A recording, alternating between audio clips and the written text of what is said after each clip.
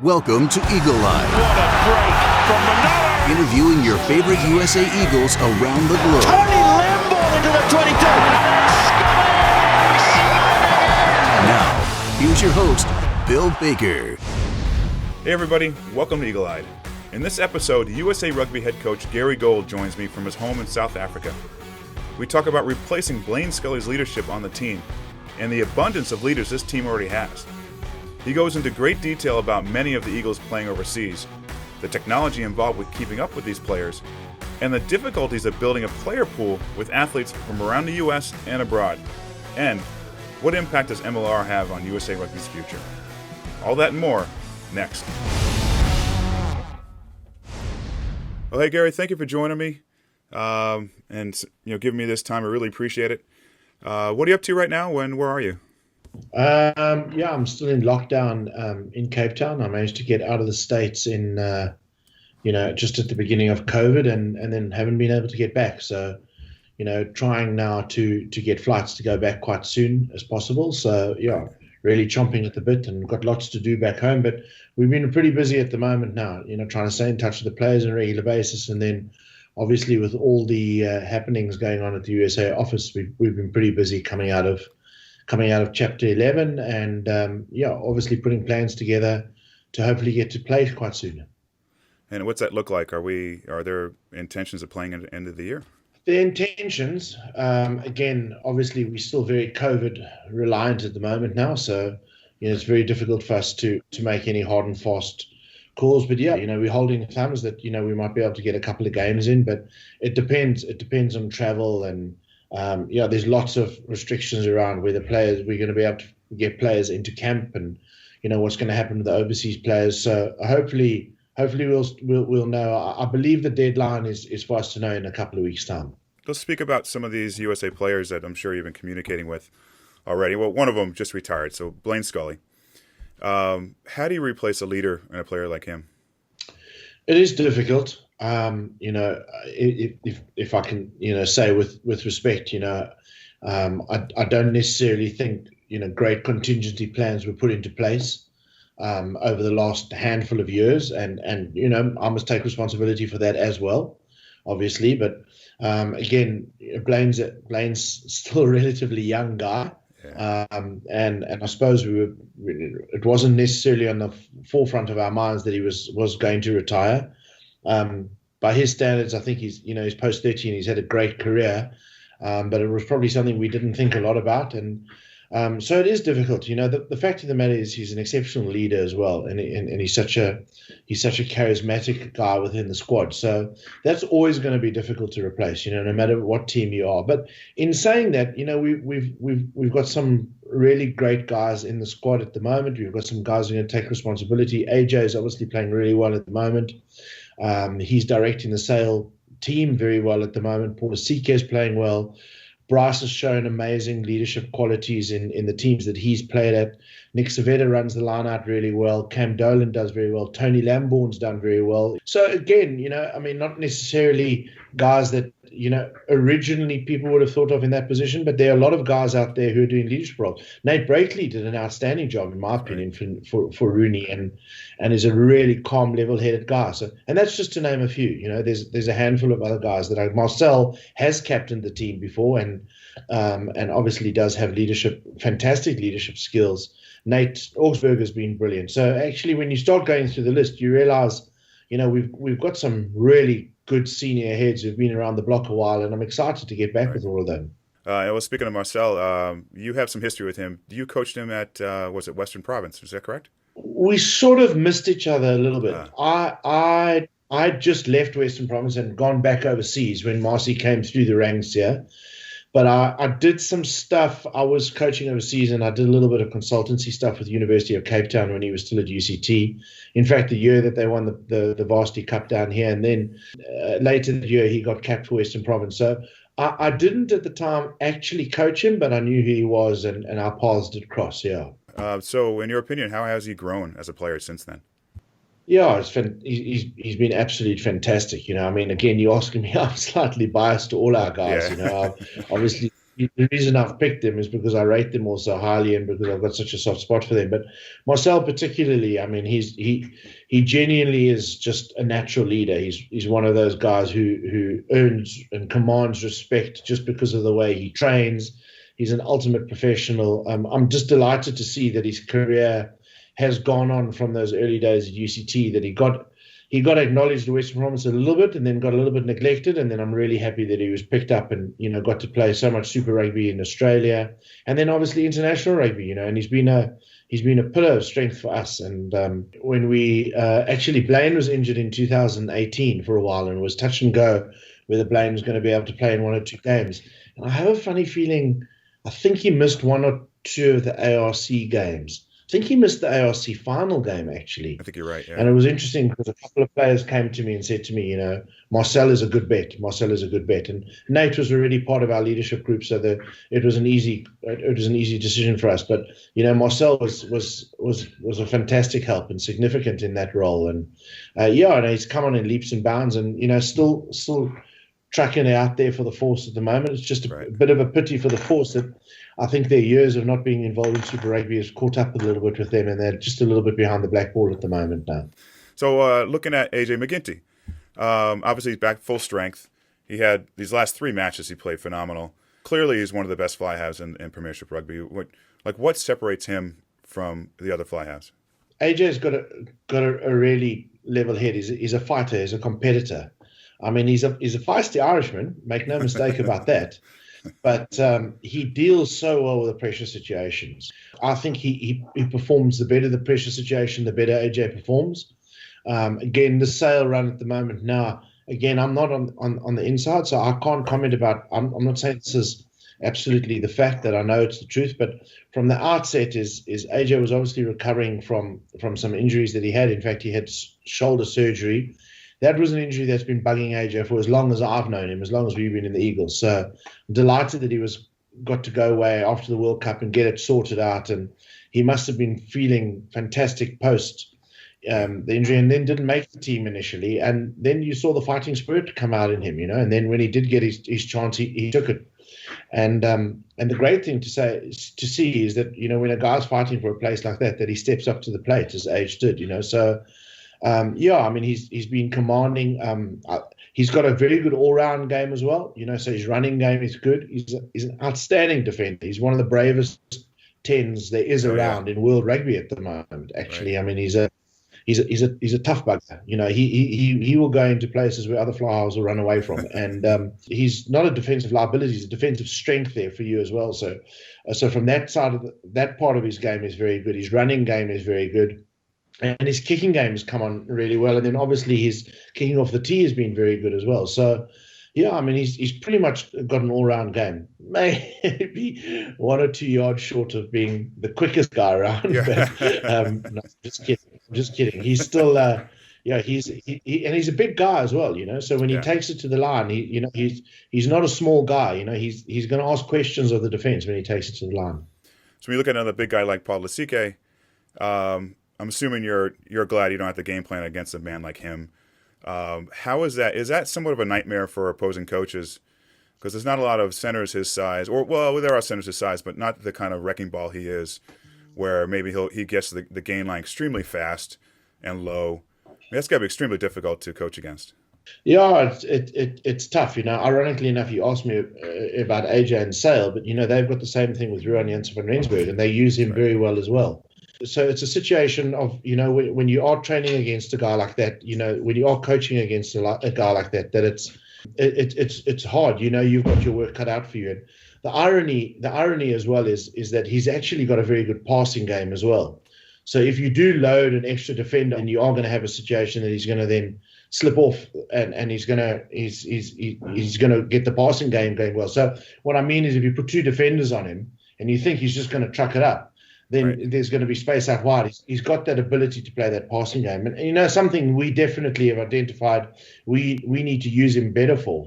And so it is hard work. I mean, you've got to have your ducks in a row. You've got to know that this big fella's coming down that channel as well. And he's obviously done phenomenally well for us. But as you saw from his handful of tries the other week, he's done phenomenally well for Harlequins as well. Now, a young guy, Ainu'u, I talked to him about a month ago, and we talked about his World Cup experience, albeit all about 3 minutes of it, unfortunately. Was there ever, what was going through your mind about having him go head-to-head with Deon Cole? I mean, obviously you have trust in Ainu'u to perform well. But what was that setup like for you? Well, I mean, it was a no-brainer for us. I mean, David was just absolutely sensational in the build-up to Rugby World Cup. I mean, he trained well. His numbers were off the chart. He's got it all. At 20 years old, he's got it all. I mean, it's so difficult to sit here now and reflect on the Rugby World Cup and unbelievably disappointed. And what, as they say, what you see in the black and white now is you played 4 and lost 4. But there's a lot that people forget. That first scrum we had against England in the 4th minute where he broke his ankle, he absolutely destroyed Dan Cole in that scrum. In fact, we got a penalty from it. And AJ kicked the penalty to the touchline as soon as David was carried off. So now that's not necessarily to say that would have gone on, and I'm not for one second saying we would have been in England. But what we did know is that with David's loss, we lost the parity in this. We lost the parity in the scrums, and we lost that edge. He's just a phenomenal talent, and trusting him was never going to be a difficult thing. Years ago as a coach, I made the mistake of not necessarily backing the youngsters, the more older and the wiser I've become, if they're good enough, they're old enough. And in David's case, he's definitely good enough. I feel the same about Ruben, and I feel the same about a handful of guys we've got in our squad. If they're good enough, they're good enough, they're old enough. And it's that simple. And the issue is, when are you ever going to give him a break? So he's been training in a world-class environment around world-class people in Toulouse, and he's been doing that since he was, for a couple of years now. So, he met all the standards that we set out from a Rugby World Cup point of view, and so it was an easy one for us to pick him. And sad part is he would have played a significant role in the World Cup, and it's just such a pity that the world didn't get to see him. I mean, it was quite incredible because it's not only us who missed out on it. I mean, when we had our welcoming ceremony, the dignitary that welcomed us was Augustin Pichot, and he named him by name. He named David Ainu'u. That's how his reputation is already starting to build in World Rugby. That Gus actually said to him, what an amazing achievement to have a 20-year-old at a World Cup of this guy's talent for a front row. So, we were unbelievably excited about it, and it was just a cruel twist of fate, really cruel twist of fate that happened to us. Right. Well, he's young. Hopefully we'll see him at a few more World Cups. I think we will, yeah. Yeah, I'm sure. So coming over here to the States, building a team, building a player pool, what's been the most difficult part for you? I think the length, Bill, the length and the breadth of the country, and being able, as hard as I've tried, is to get a handle on every rugby program that I believe can be offering us an eagle. And I'd like to believe that D1A, D2A, I don't want to write a person off just because of the league that they're playing or necessarily the team that they're playing. Right. I believe that the cream will rise to the top. But, you want to get a handle of all of that. You want to get a handle of all the universities. You want to get a handle of all the clubs. You now want to get a handle of all the MLR clubs and the academies that they're producing. So that's been difficult. It's been made easier now that the MLR has got a little bit more traction, and we do track them. We track them very, very closely. I've got data and stats on every minute of every game that every player has played, whether they are an Eagle or they're not an Eagle contender. We track our players overseas as well. Luckily, we've got some pretty good technology and software where we're able to track these players. And so I'm trying to keep an eye on that. But unfortunately, at this moment in time, that level of information only goes down to the MLR. So I'm now trying to do that same level at college game, and I'm trying to do it at a D1A game around the country as well. But it's difficult because not everybody films the game in the same way, and not everybody has the opportunity to analyze or do the stats on players as we would like it, and to keep it standardized. But so that's the difficulty, that's the difficulty that, there might be a rugby club in Idaho that are actually winning their local league, and there's 3 or 4 real gems in the team. And we've got to get to see those guys, and we're not good enough at it yet at USA Rugby. We need to get a proper pipeline where ideally there can be a national database where those players are measured up against everybody, but it's a big country, as you well know. You guys are stuck there out in the East Coast, and it's there's a lot of rugby that goes on, and I suppose it keeps me up at night that there are times where I'm worried about missing out, on a player that could be an Eagle prospect, and maybe he's just not well enough conditioned, but he's got the raw talent, for example, and that same concern is around our junior programs, and the way we are able to support junior programs and actually put junior programs in place. And so that's been a big work on over the last couple of months with myself and Hugh and JD Stevenson, and then obviously coming out of the Chapter 11 and working with World Rugby as closely as we have. They know the importance that we're putting on our pathways programs and being able to get national academies up and running and getting our U18s and our U20s teams really functioning at a high level, because they are the future. There's no other silver bullet. They are the silver bullet. If we want to be a competitive team in the next couple of World Cups, that's where our future lies. That's it. It's as simple as that. And we need to be enhancing our junior programs. The university system is obviously unique for the United States. We don't necessarily have the academy programs that other countries have grown to use. So are you working with the university systems, say D1 everywhere else, to try to adapt that to USA Rugby, or maybe the other way around? No, I think it would have to be the other way around. It's not about adapting them to USA Rugby. I mean, they've been around, for a lot longer. They're a very established organization, and I think we need to respect them. There's no reason for us to dabble in what they do, which they do well in any case. Obviously, hopefully, we can keep a good synergy going, and it hasn't always been the case. It's something definitely on the forefront of our minds that we want to continue to build the synergy and do better than what has been done in the past. But one of those things is what I was alluding to earlier, in as much as that part of our performance model for our high performance plan going forward is that we would love a system where we can actually track those players, and we can track every player at every college. And even the first couple of years, if it's just the top level of the college game and it's the top 20, 25, 30 universities or 50 universities, then so be it. It'll take us time for us to spread our wings a little bit further. But at least if we've got the top 25 universities and we're being able to watch their games on a regular basis. We do watch the games on a regular basis, but if we're able to analyze them as well, and we can see guys that are standing out, and guys who once they graduate may be opportunities. We obviously helped as well in the fact that the MLR have got a vested interest in also watching, that kind of rugby, and being able to, then be able to scout those players. So that'll help our cause as well. But yeah, so that's really where we want to put our time and energy into, and again try and cross as many borders as we possibly can. Again, keeping in mind, of course, that if you're not a senior and you're not about to leave college, it's also difficult for us to be able to get our hands on you at this moment in time. But to have some form of arrangement whereby if our U18s, our U20s do congregate or assemble at a time that doesn't affect their school year, that they can spend a little bit of time and we can get them onto the depth chart from that point of view as well. Looking at players who are U.S. qualified via parent or residency, how much time effort do you spend on players? We mentioned Colum not long ago, Roman Solanola, the Hawaiian kid. Obviously, you have an eye out for them. Is there any contact, or is it just kind of sit back? If he's ever interested in playing, you'll listen? No, there's contact. There is contact. Again, thanks to technology, it's getting better. It's getting better in terms of tracking players around.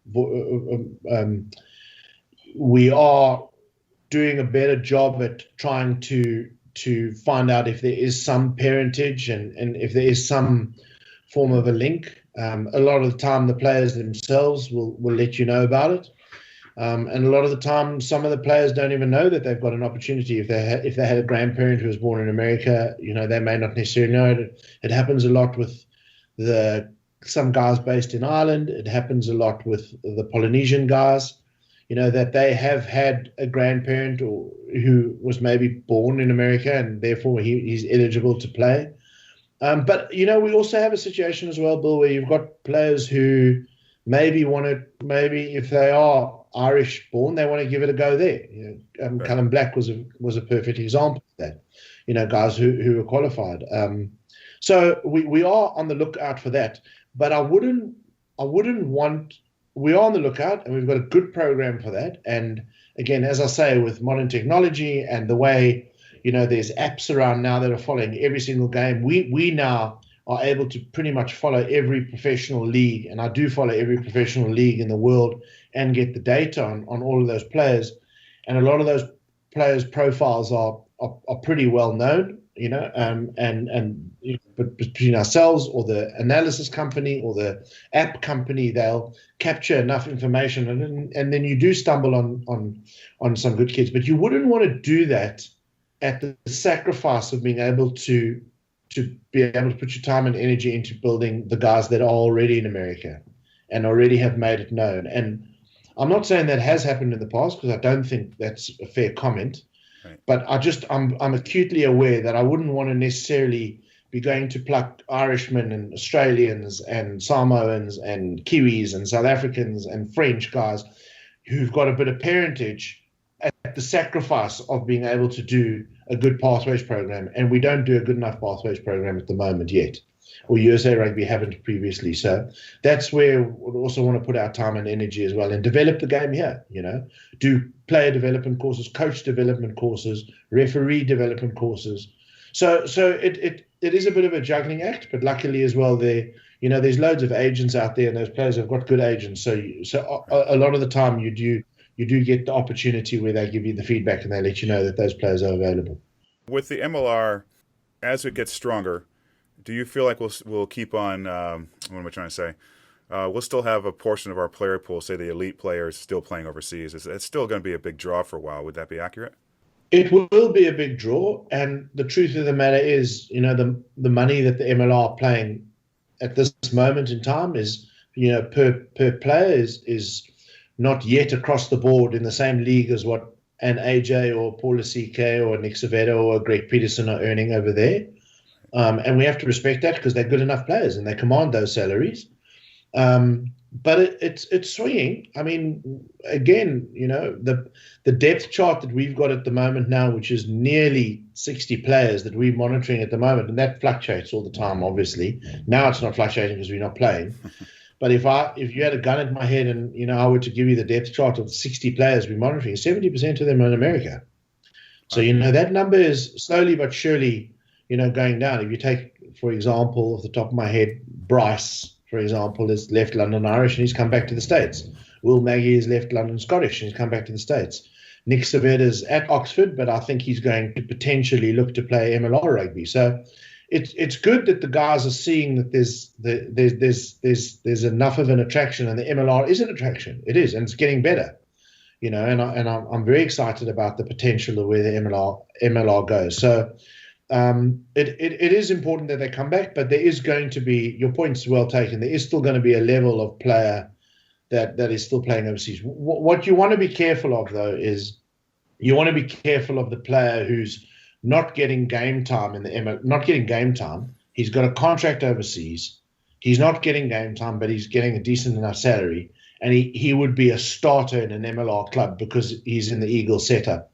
So he's a good enough player, but he's now sitting in Europe and he's not getting game time, because that's a lose-lose situation for everybody, except for the fact that the player might be earning a reasonably decent salary, and that's obviously great. I mean, I'm happy for him about that. But ultimately, he's going to want to play. And the more played, and there were one or two players who were there who were in that situation. Bryce, if I'm honest with you, was in that situation. Bryce wasn't getting enough game time, not only for my satisfaction, but for his own satisfaction as well, because ultimately the players want to play. That's what they want to do. Ultimately, that's why we all play rugby. We want to play.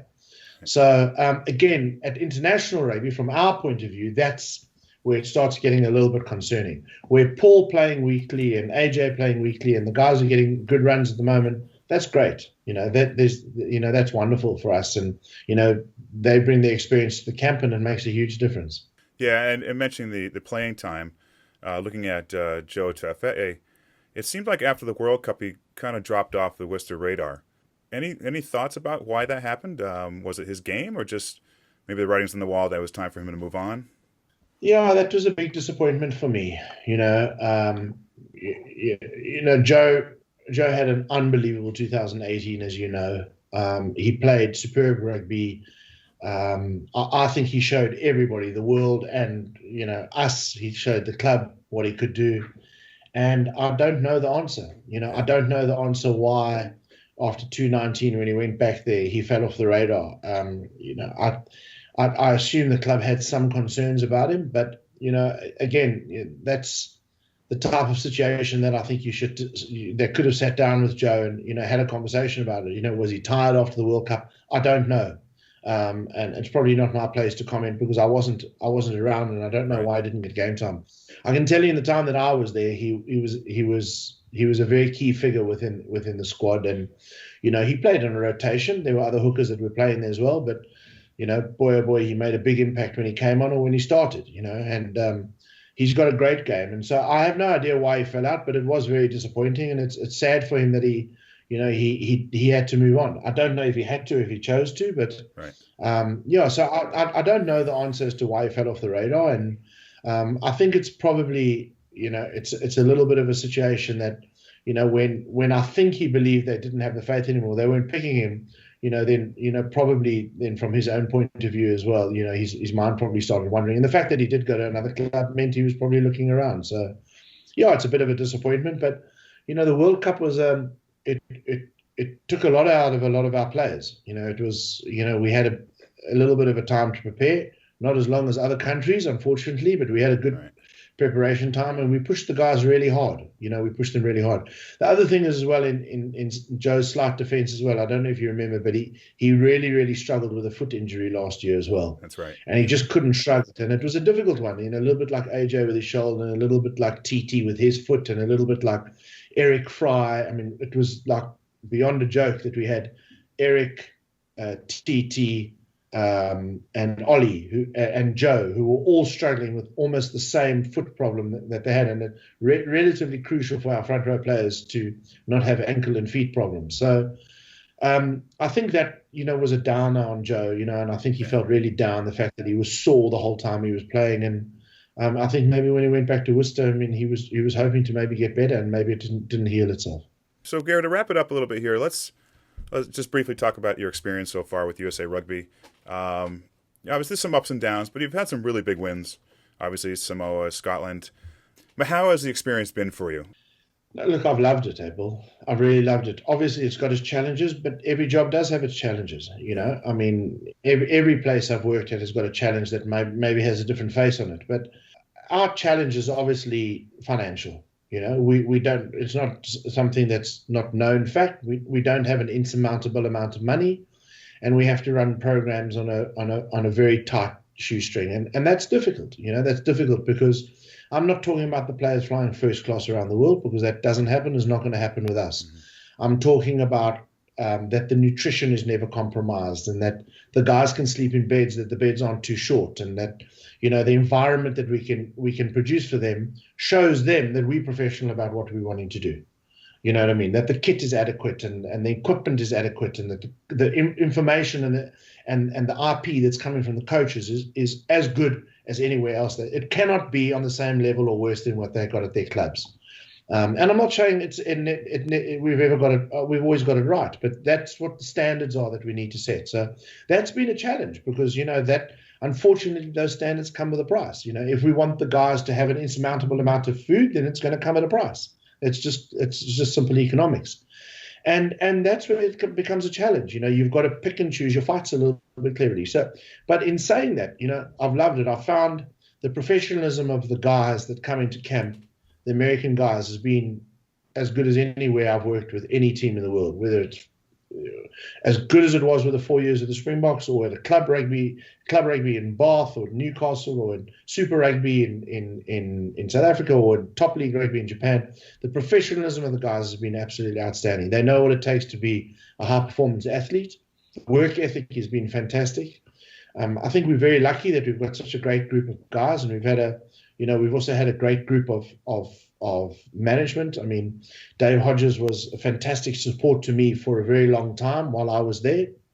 in the beginning, and Dave shielded me from a lot of stuff, and I've got a great support staff. Hugh Bevan is, head of our strength and conditioning, and now head of high performance for the union. The assistant coaches were brilliant. I mean, work ethic was never ever an issue, and the medical team were fantastic. And again, I've got a young guy in Jimmy Harrison who I think is as good as any analyst I've ever worked with. So, and always keen to learn, and we're prepared to push the boundaries. So there's so many things in our favor at the moment, Bill, in terms of being able to build a program. We obviously need to be able to know that we can pay our way. We need a level of fixtures that are going to challenge us, because we want to get better, but we're not going to get better unless we're playing. I love the ARC and want to continue to play in that, but I also want to be playing. We want to be playing against teams. Like missing out on playing Italy this year and the French Barbarians is a big deal. It's a big deal. It's a big deal straight after a World Cup. It's a big deal to be the first year in the planning cycle for the next 4 years. It's a big loss. This year has been a really, really painful loss for us, because I was driving today and thinking about it. We would have finished 8 games. We would have finished 8 tests already. We would have played 3 tests in July, and we would have just finished the ARC. And that's 10 weeks of prep that's just gone out of the window for us at the moment against good quality teams. Argentina were very good. Uruguay have turned the corner and were outstanding in the World Cup, would have been really good in the ARC. Brazil, we saw what they scrum did last year. French Barbarians would have brought a really good, it would have been a French A team, and Italy were going to bring full metal jacket. So, and Canada improving. So we would have had our work cut out for us, and we need that if we're going to improve. So we need a little bit of that as well. And so those are the challenges that we have at the moment. But in saying that, loving this group, love being with a group, and the next venture, the next one where we need to be putting a lot of pressure on is, we need World Rugby to help us out here and give us a World Cup. That's really what we want. We think that if they're going to award a World Cup to us, and hopefully we are in a position to put in a bid. Again, that's unfortunately above my pay grade to make those decisions, but we can put in a bid and host a World Cup in the USA, even if we have to share it with another country. I think we'll put on an unbelievably good show, and I think it'll really wake the world up to USA Rugby. No, that's brilliant, Gary. But listen, I really appreciate your time. I know, I think is it early there or late? No, it's good. It's good. Yeah, it's not time. Yeah, it's all good. No, but thank you so much again for your time.